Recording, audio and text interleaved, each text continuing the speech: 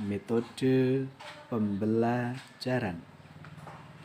Pengertian macam-macam fungsi dan tujuannya. Latar belakang masalah. Seorang guru memang sebaiknya harus menggunakan metode pembelajaran atau learning method yang tepat agar tercipta proses belajar mengajar yang efektif dan efisien. Selain itu, siswa juga bisa belajar dengan baik karena learning method yang digunakan oleh guru menjadikan penyampaian materi menjadi lebih menarik dan bagus. Untuk itulah, seorang guru perlu mengenal learning method untuk mendukung ketercapaian tujuan belajar mengajar.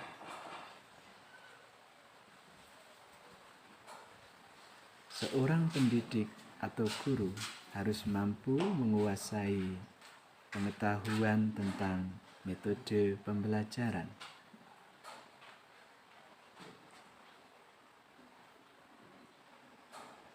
Dalam memilih metode pembelajaran yang tepat, maka seorang guru harus terlebih dahulu mengenali karakteristik peserta didik. Selain itu, seorang guru harus mampu menggunakan metode berbeda untuk setiap kelas sesuai dengan karakteristik dan kemampuan peserta didik di dalam kelas tersebut. Bagi para guru yang ingin mengenal metode dalam pembelajaran secara lebih jelas dan lengkap, berikut akan diberikan beberapa penjelasannya.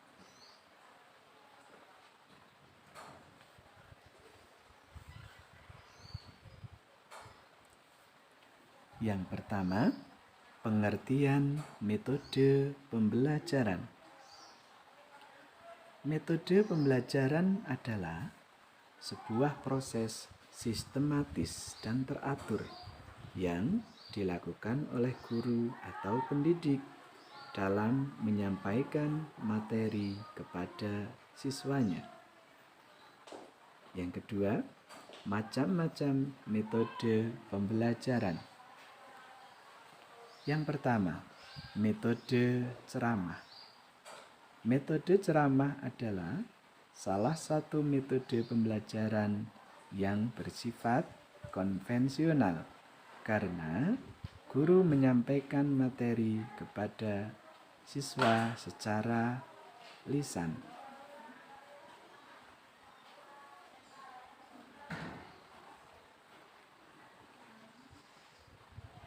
Sejak dahulu hingga sekarang, metode satu ini memang dianggap sebagai yang paling praktis dan ekonomis. Namun, seorang guru harus bisa menggunakan metode ceramah secara lebih menarik agar para siswa tidak cepat bosan. Metode yang kedua adalah metode diskusi. Sesuai dengan namanya, metode ini selalu mengutamakan aktivitas diskusi yang melibatkan para siswa untuk belajar memecahkan masalah.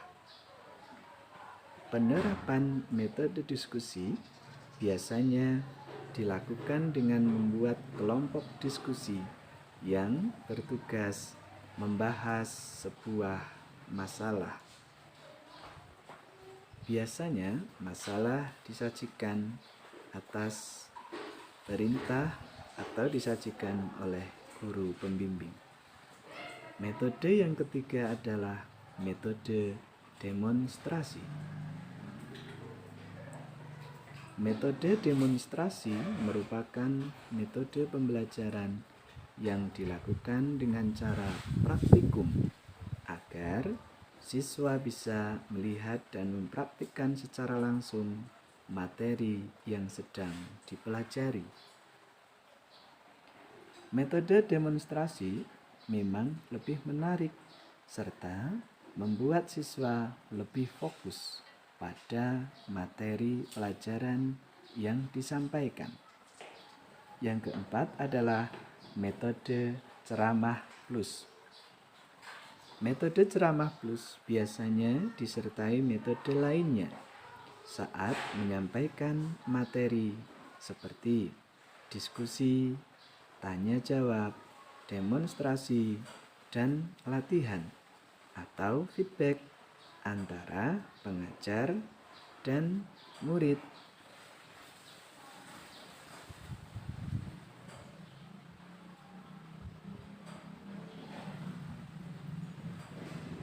Yang kelima adalah metode resitasi.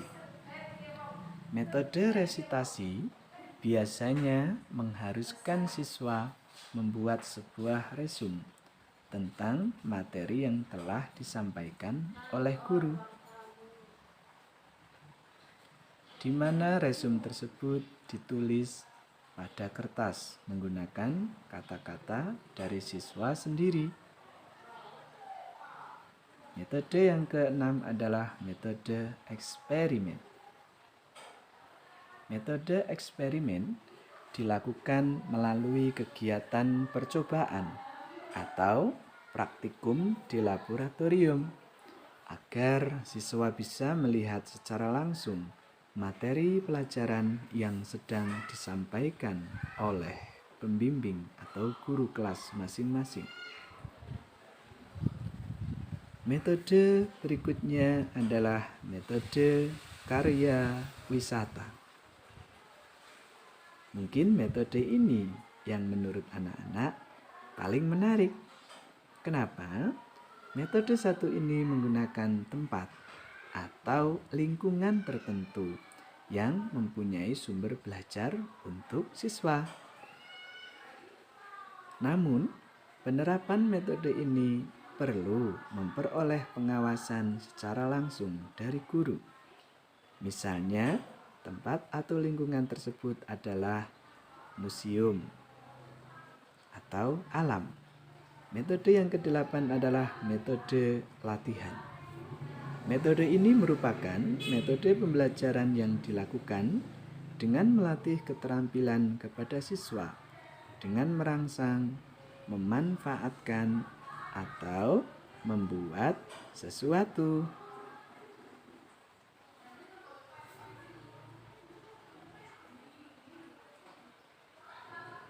Masih lanjutan metode yang tadi. Biasanya setelah penjelasan, murid akan diuji oleh beberapa pertanyaan. Metode yang kesembilan adalah metode perancangan, di mana metode ini siswa akan dirangsang agar mampu membuat sebuah proyek yang nantinya akan diteliti, dapat berupa perancangan skema, data, grafik, dan lain sebagainya. Metode ini banyak digunakan juga pada program khususnya kejuruan.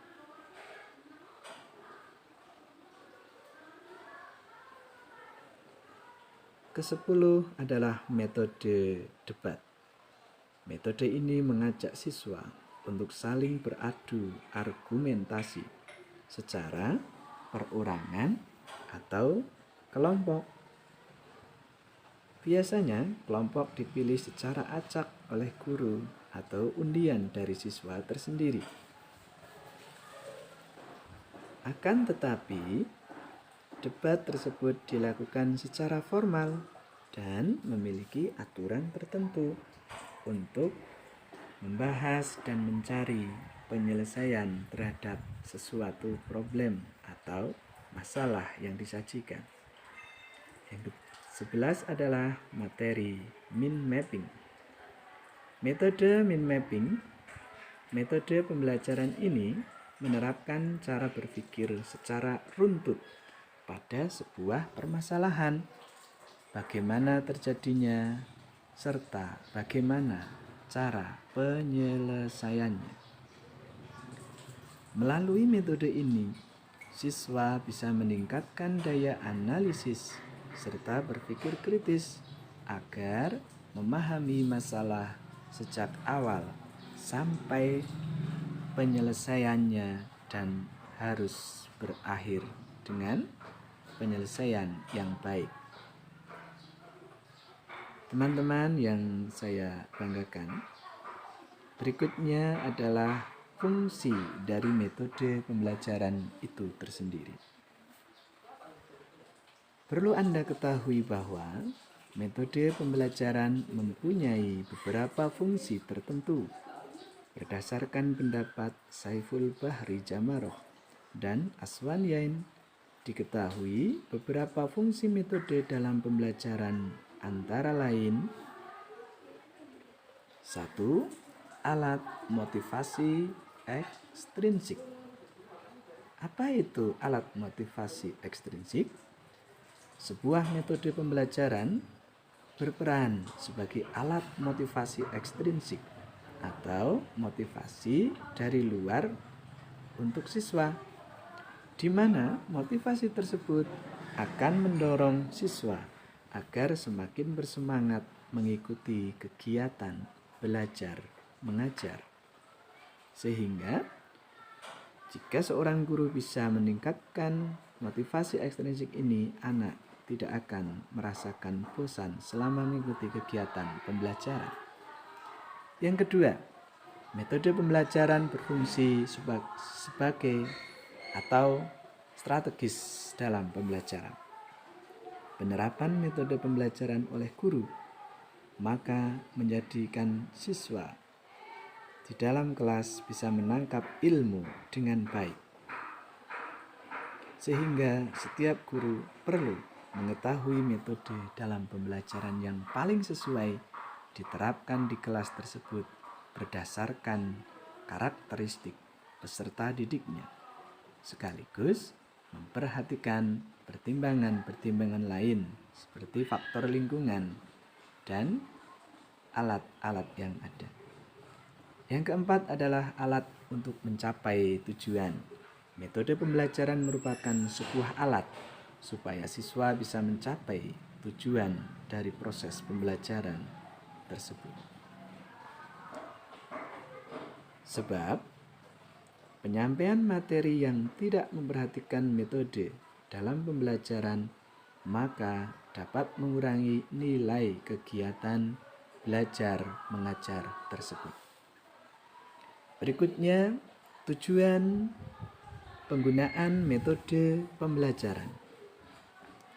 Tujuan utama dari metode pembelajaran yaitu membantu mengembangkan kemampuan secara individu para peserta didik agar mereka mampu menyelesaikan masalahnya. Yang diharapkan dari proses pembelajaran adalah adanya perubahan dari sebelum selesai mengikuti pembelajaran hingga nanti keluar dari proses pembelajaran tersebut. Lebih jelasnya, mari kita simak tujuan metode pembelajaran.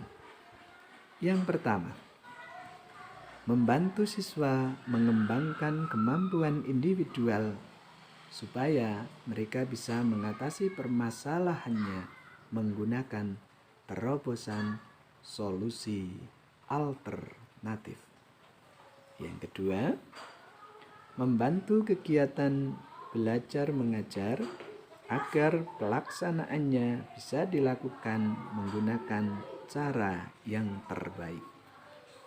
Yang ketiga, memudahkan dalam menemukan, menguji, serta menyusun data yang diperlukan sebagai upaya mengembangkan disiplin sebuah ilmu. Demikian yang perlu saya sampaikan, kurang lebihnya mohon maaf. Semoga bermanfaat untuk kita semuanya, bagi para guru, pembaca, dan siswa. Terima kasih. Assalamualaikum warahmatullahi wabarakatuh.